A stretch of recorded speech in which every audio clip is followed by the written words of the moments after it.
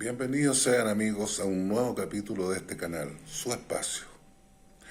Como tengo una suerte de vocación de meterme entre las patas de los caballos, como reza un cierto dicho popular, hoy les he traído el caso de Cuba y ese eufemismo que se utiliza, embargo, para describir lo que ha sido incluso más que un bloqueo. Se han escrito toneladas de papel, libros, artículos, noticias, etcétera, miles de kilómetros de cinta fílmica, millones de videos, debates políticos, discusiones en redes, en programas de farándula, en fin. Debe ser uno de los temas más candentes que se han conocido por más de 60 años. Estados Unidos sostiene que es un embargo, que simplemente no comercia ni permite a sus ciudadanos y empresas comerciar con Cuba. Esto es parcialmente cierto, porque de hecho algunos alimentos, algunos productos sí son vendidos a Cuba, en condiciones bastante desventajosas, sí. Cuba debe pagar por anticipado y al contado el pollo, por ejemplo, que llega de Estados Unidos. Esta medida de venta de pollo, por ejemplo, fue conseguida por los mismos agricultores estadounidenses que se veían perjudicados al perder un mercado, al no tener acceso a un mercado de más de 10 millones de personas. No fue porque Estados Unidos decidiera relajar el asunto, fue un triunfo de los agricultores estadounidenses, pero en esas condiciones. Esto en realidad, amigos, es más que un bloqueo. Nos imaginamos un bloqueo, una flota de guerra rodeando a un país, rodeando a una isla, en este caso. Se nos viene a la mente automáticamente algo así. Pero en realidad es una guerra multidimensional. Es más que un bloqueo. Imagínense un país como los Estados Unidos, aún una superpotencia, un imperio, que controla virtualmente el comercio mundial a través de su moneda, el dólar.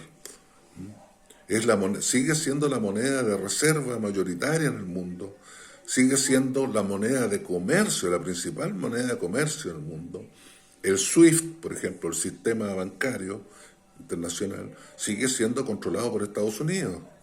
Aunque hay otros países que han ido buscando alternativas, como Rusia, China, etcétera, han tratado de desarrollar alternativas a esto. Y China entiendo que ya lo hizo, ya está funcionando. Pero para una isla pequeña como Cuba, no es tan sencillo. Por ejemplo, les voy a dar algunos ejemplos concretos. Si un buque, por ejemplo, lleva mercancías a Cuba, no se sanciona al país de origen del buque, como se podría pensar. Se sanciona a la naviera, incluso a la misma nave. Ese buque no puede ingresar durante 6 meses a puertos estadounidenses. Queda con una moratoria de ingreso a los Estados Unidos. Eso no lo conoce mucha gente. Y cuando te impiden el ingreso a un mercado como los Estados Unidos, esa naviera se lo piensa varias veces antes de enviar cosas a Cuba, de transportar algo. Hace más de 30 años, la mayoría de los países del mundo, en las Naciones Unidas, está votando contra ese bloqueo, con las excepciones conocidas, Estados Unidos, Israel, y 2 o 3 más que han sido siempre comparsas de ese país. Las patentes. Si un producto tiene más de un 10% de patentes de origen estadounidense, no se le puede vender a la isla. Los bancos. Aquí en la descripción del video les voy a dejar algunos enlaces a medios como la BBC, Deutsche Welle, donde se habla del caso de los bancos, por ejemplo.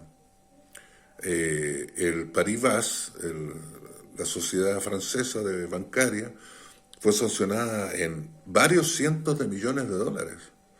2 bancos de Alemania sancionados también con multas de millones y millones de dólares.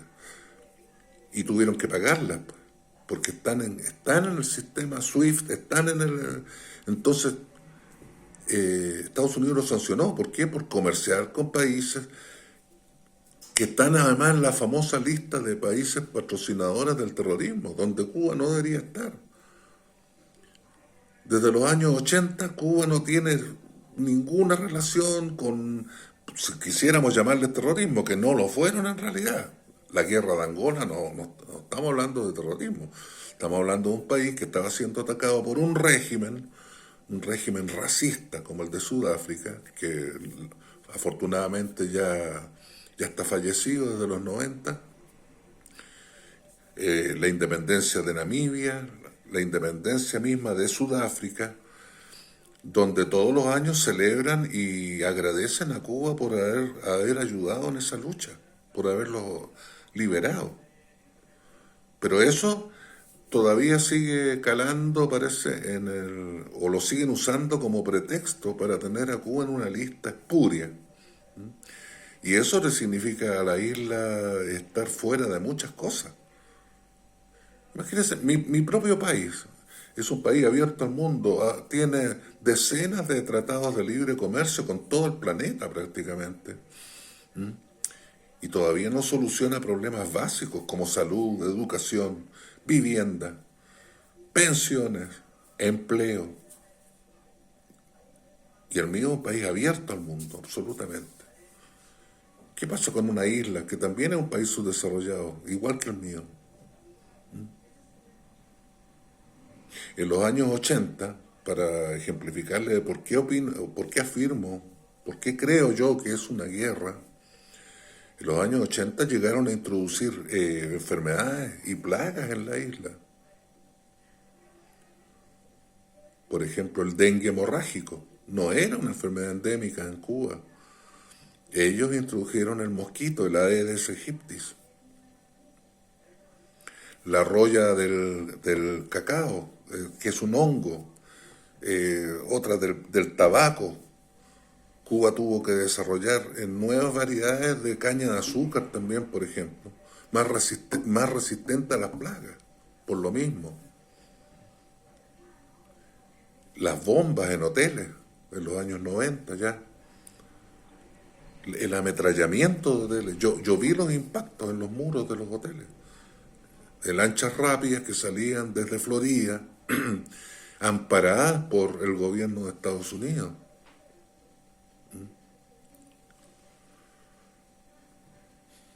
Claro, errores, fallas internas, por supuesto que hay, muchas, como las hay en cualquier país. Lo que pasa es que a Cuba simplemente no le han dejado cometer sus propios errores en paz. Muchos han sido lo que llamamos errores no forzados, o errores forzados por el mismo bloqueo.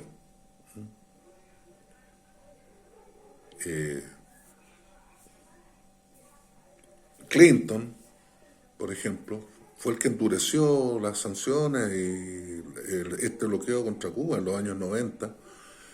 Los republicanos aprovecharon un momento de debilidad de este presidente por el caso Lewinsky, Mónica Lewinsky, ¿se acuerdan? La becaria de la Casa Blanca.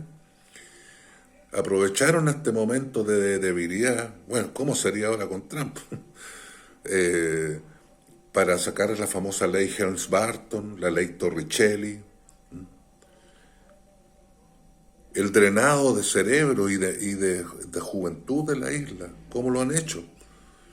Había una ley que derogó Obama en 2017 llamada de pies secos y pies mojados. Sí, una ley especial para Cuba, donde cualquier persona que llegara por mar a los Estados Unidos, a Florida en este caso, tenía un montón de garantías que no las tienen los inmigrantes de ningún otro país. Residencia, empleo, casi todo solucionado. Imagínense ante esa perspectiva, ¿Cuántos migrantes de México mueren intentando entrar a los Estados Unidos? ¿Cuántos de Honduras, de El Salvador y de otros países? Sin embargo, hubo balseros, incluso haitianos, que trataron de llegar a los Estados Unidos de la misma manera que los cubanos y los fueron deportados de inmediato. No fueron acogidos en Estados Unidos. Les recomiendo buscar esa información. Los bombazos a los hoteles en Cuba fueron muchos. Incluso murió un ciudadano italiano en uno de esos atentados. El año 96, 94, 96 me parece. El dengue hemorrágico, como les dije, costó la vida de 156 personas, entre ellos 101 niños. Ellos introdujeron el mosquito en la isla, el Aedes aegypti. Ahora Trump, en su brutalidad, porque es una brutalidad, es el mismo en realidad, el mismo imperio, pero actuando en forma totalmente abierta, sin disimular absolutamente nada. El bloqueo energético. Recién ahora un petrolero ruso, con bandera rusa, de propiedad rusa, no flota fantasma como la han llamado, llegó a la isla, recién llegó a la isla, a Matanza, el Anatoly Kolotkin, recién con 700.000 barriles de petróleo, sin energía. No funcionan los hospitales, no funciona el transporte, no funciona un montón de cosas. Entonces, ¿contra quién es el bloqueo? ¿Contra el régimen o el gobierno, como le quieran llamar? ¿O contra el ciudadano, contra el pueblo cubano? Cuando ponen en riesgo la vida de las personas, ya no estamos hablando de gobierno. Por favor, razonemos. Y así les podría nombrar un montón de otras cosas. La verdad es que me cuesta retener todo lo que se ha hecho contra la isla. Y ese es el gobierno de los Estados Unidos. No es otro. El mismo que ampara lo que ocurre en Gaza, el que está agrediendo a Irán, el que agredió a Libia, que agredió a Siria, que agredió a Irak, a Afganistán. Es el mismo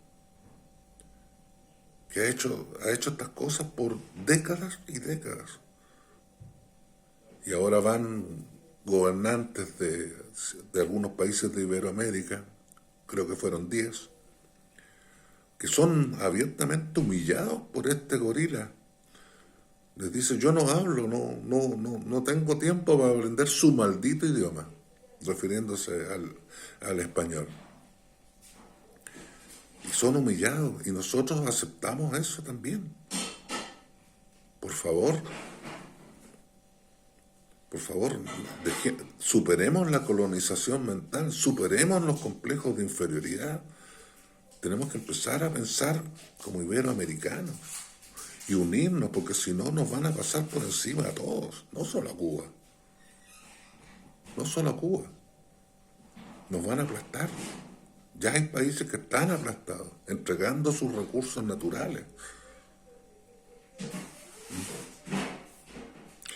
Amigos, como siempre, ustedes podrán discrepar, concordar, pero en ese marco de respeto, de altura de mira, los invito a comentar, a dar su opinión, a dar sus puntos de vista, a dar ese like, ese dislike, suscribirse al canal, compartir estos videos. Aquellos que puedan, como siempre, les pido humildemente, apoyen al canal. Están los links en la descripción también, a Patreon, a Buy Me a Coffee. Bueno amigos, los espero en el próximo capítulo y espero estén muy bien. Chao amigos míos.